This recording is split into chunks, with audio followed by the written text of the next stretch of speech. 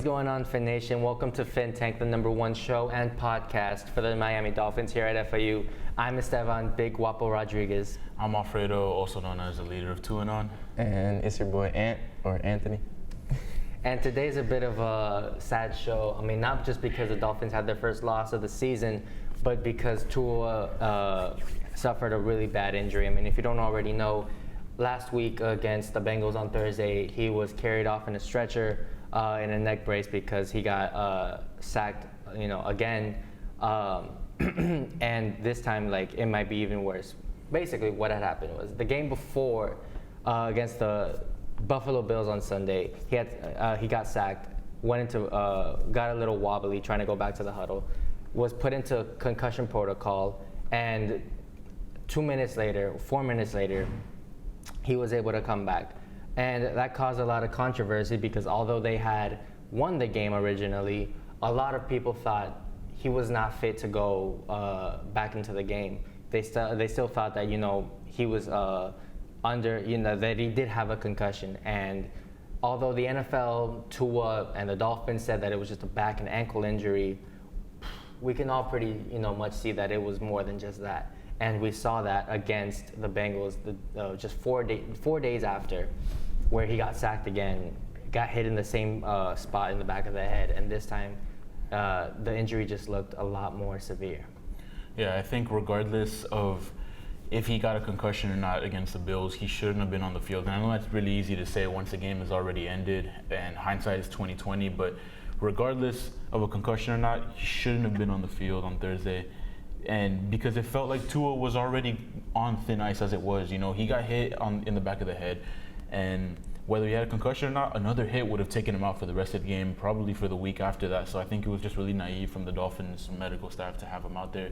But it's like I said, it's really easy to say that once he got hurt. We wouldn't have said that if he would have played the entire game against the Bengals and won. And now the medical staff has a lot of questions to answer going forward. Like, how do you protect Tua?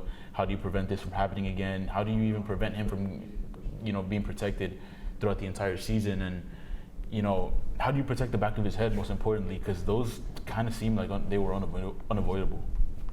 Yeah, for me, I just think it raises a lot of questions about the NFL's concussion protocol as a whole. Just because there was an investigation going on after Sunday's game, like you mentioned, and they still let him play, I just don't think that was right.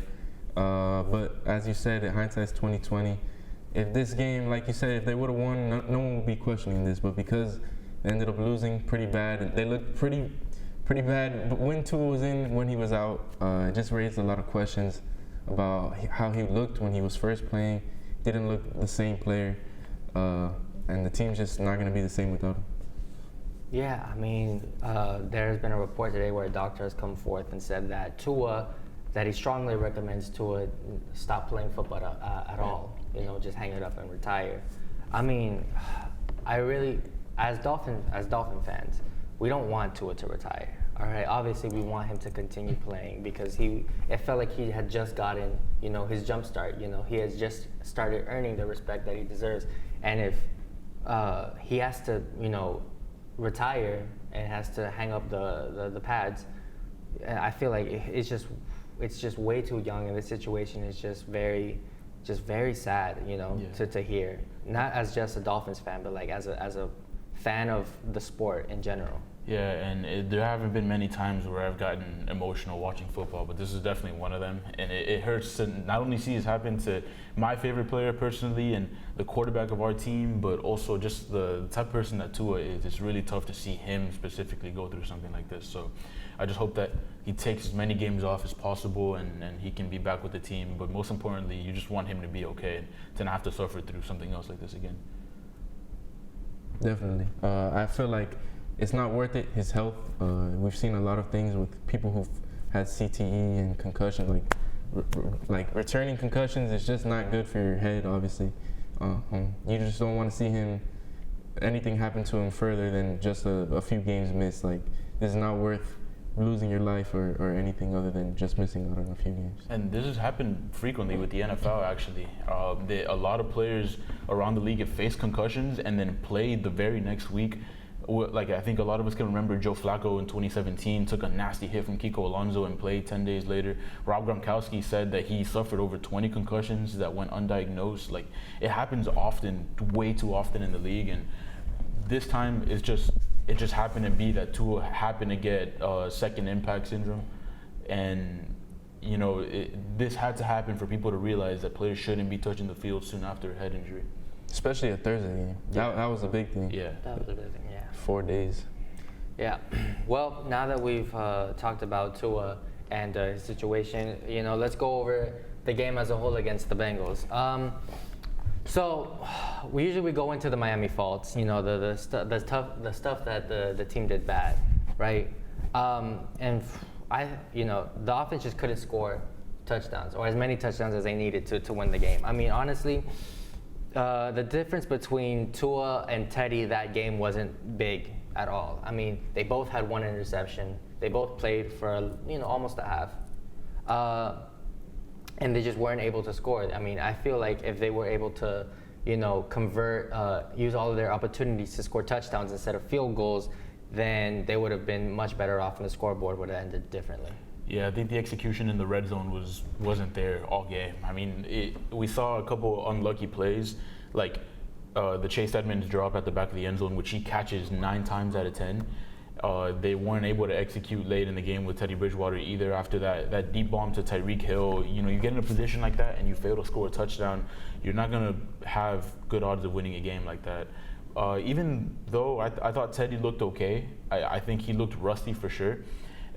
He had, 4 of 23 passing, 193 yards, and threw a touchdown, the shovel pass to Edmonds, and obviously you brought up the interception, which wasn't an interception, it was dropped.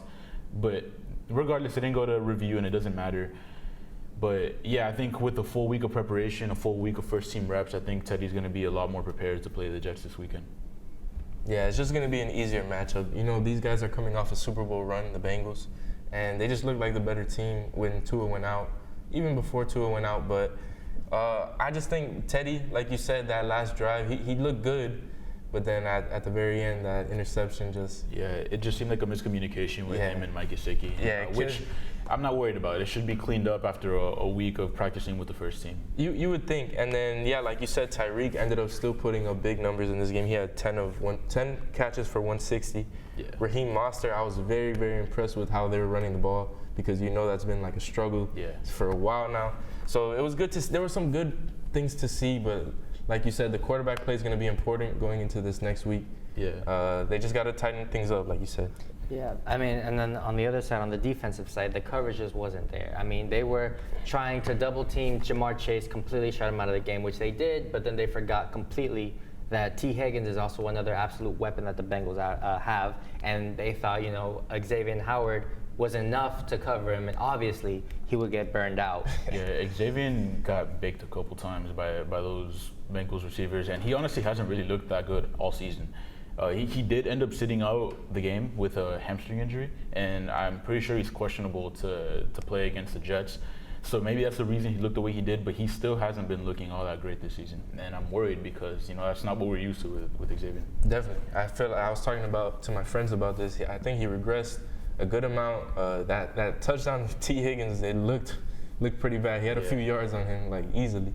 But yeah, I wrote about the Bengals receivers going into this week that you can't just focus on Jamar because Tyler Boyd and T. Higgins are both very, very capable receivers, and they showed it. So moving on to the things that the Dolphins did right, I thought the blocking was pretty solid for the most part until the blocking broke down and the pressure got to Tua and then the injury. But besides that, I thought the offense was moving. Like we said already, they were doing a good job of getting down the field. They just weren't capitalizing on their opportunities in the end zone. But I thought Tyreek made the best of what he had. Jalen Waddle also got his numbers. I thought the offense looked okay. It's just the execution in the red zone that was lacking. I don't know. I mean, I thought the defense was the one that kept them in the game for the most part. Yes, we just talked about all the faults that they had, but the defense was the one that primarily kept them from scoring any more touchdowns than they needed to. I mean, like you said, they have all of these weapons on their offense, right? But they really didn't score any touchdowns or more than they needed to until that last interception that Teddy Bridgewater threw. They were only down by 5 points, and then after that interception for the touchdown, that was kind of like the nail in the coffin for the game, and that's when we kind of found out, the end of the Miami's winning streak is over. Yeah, the defense did lock in a lot better in the second half. You're right about that. They're the whole reason that last drive was so important. That we were hoped Teddy would lead us down to the end zone and for the lead, but unfortunately, the interception happened. Yeah, I thought after that, the very first drive of the game, the Bengals scored a touchdown, but after that, the defense really settled in, and they got way too many stops for the Dolphins not to capitalize. It was unfortunate to see, and then like you said at the very end, I think Teddy was putting together a really good drive to potentially win the game before the interception. So there's things to build off in this game. It's going to see how they look against the Jets next Sunday. And speaking of the Jets next Sunday, well, let's get into that. So the Jets were able to beat the Pittsburgh Steelers at home, and that was kind of like an upset. No one really expected it to happen, unless you're probably a Jets fan. Zach Wilson came back as a starting quarterback, and he looked pretty well. I mean, he even got a touchdown reception, and then he gritted on the. So if you're a Steelers fan, better than Gesicki's. Better than Gesicki's. So if you're a Steelers fan, I don't know, but I definitely got a better laugh out of Gesicki's. Huh? Call me biased, but I definitely got a better laugh out of Gesicki's. We definitely got a better laugh out of Gesicki's, man. But if it was me personally, I wouldn't take that. I would have came back from the game. Whoa! Speaking about the Jets and Zach Wilson, I didn't give them enough credit going into the season. I thought they were going to be the AFC East doormat, but now we know that thankfully that's Bill Belichick and the Patriots over there. But it makes me happy to see that they're feeling what we felt for many years now. But regardless, the Jets got 2 big comeback wins in hostile environments on the road, and they're showing a lot of poise, a lot of resilience, and composure when they need it most. Zach Wilson looks better than I thought he did. He still threw an interception. That hasn't been a question. We know that he's going to be an interception machine, but the offense looked more aggressive. So I think we need to look out for the Jets offense to be a little more dynamic than we thought they were going to be. And like I said, they've shown a lot of resilience, a lot of maturity so far. So they're definitely not the pushover that we thought they were going to be. Yeah, I think like you said, they ended up coming back at the very last second in this game, stealing a game on the road, which is big for the Jets. You don't really say that too many times about them, at least in the last few seasons. So they're definitely a respectable opponent. I don't think it's like in past years where you see the Jets, you already mark it up as a win. I think they're going to have to work for this game, especially with the backup quarterback, knowing that Tua's already ruled out in this game. So I'm hoping to see just the defense shutting down Zach Wilson. Like you said, he is prone to turn over the ball. Like to see Xavier Howard finally have a big game. He's due, and there's going to be some good matchups. I don't know if you guys have seen Sauce Gardner, the rookie for New York, that he's just been tearing up any receiver in front of him. So him versus Tyreek, him versus Waddle, I think is going to be some good matchups in this game. Yeah, and like I said last week, the Dolphins should not have underestimated, the Bengals just because they weren't looking so hot, because that was not the same Bengals team that we saw on Thursday. This is not the same Jets team that we're used to seeing. So again, they cannot underestimate the Jets, because if y'all lose to the Jets, I don't know what I'm not gonna say it, but they really need to take this game seriously, especially since it's an away, and then it's gonna be their last away for a couple games, and they just really need to watch out for the big plays that the Jets can make, and just find a way to adapt and put Teddy Bridgewater more active, build that chemistry between Tyreek and Waddle, just so that there's not much of a difference between Tua and Teddy. So, like I said, this is a big game for Teddy Bridgewater. He's going to be playing with a big chip on his shoulder, as he's living every Dolphins fan's dream, being the starting quarterback for your hometown team. However, the Jets are winless at home, albeit with a different starting quarterback, but they haven't been playing really well at home, so we definitely have to take advantage of that. But like you guys said, we need to watch out for the big plays. Corey Davis in the receiving corps is coming off a big game, so we definitely need to look out for him. Yeah, so like you guys were saying, this is just another division game, so it's going to be big to see that the Dolphins pull out this one, because As you know, the division record matters a lot when it comes to tiebreakers, things of that sort. And it sucks to see that the Bills got a win last week against the Ravens at the very end. So this is a big game, despite the opponent, despite how bad the Jets are supposed to be. We got to respect them and got to come out to play. And not only to not lose our grip in the division that we have so far, but also this is a really tribal rivalry between these two teams. So you definitely don't want to give them bragging rights at all. You don't. So let's get into predictions. I know we've talked about the Jets. We've talked about how we expected them to play. Let's get into score predictions. I think Miami's gonna win this regardless whether they have Tua or Teddy or whoever. They should be able to win this. Not by a lot though. I expect this to be like a one possession game, maybe like 21-14. Yeah, I agree that it's going to be around that score just because the offenses aren't going to be the same, obviously, without Teddy. I do think, the Jets did put up 24 against a decent defense. They're not the same without TJ Watt. But I think our defense is going to hold up well against Zach Wilson. I don't think he's going to be able to gritty on us. So I'm going to say Dolphins 17, Jets 14. Win by a field goal.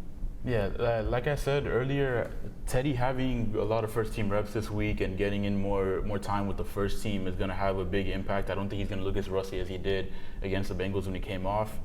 So because of that, I think he's going to be a lot more prepared. But yeah, the offense is just not going to be firing the same, in my opinion, without Tua. We might be missing Xavier Howard. As we know, Byron Jones is still out recovering from his offseason surgery. So I think it's going to be relatively low scoring too. I'm going to say Dolphins 23, Jets 21. All right, well, there you have it. We have the predictions in. That means it's time for us to start wrapping the show up. Thank you guys so much for watching. Sorry this was a little bit more serious and not as lighthearted as the show usually is, but due to circumstances, it didn't feel right, acting silly throughout the whole show. But yeah, thank you guys so much for watching, and we'll see you next week.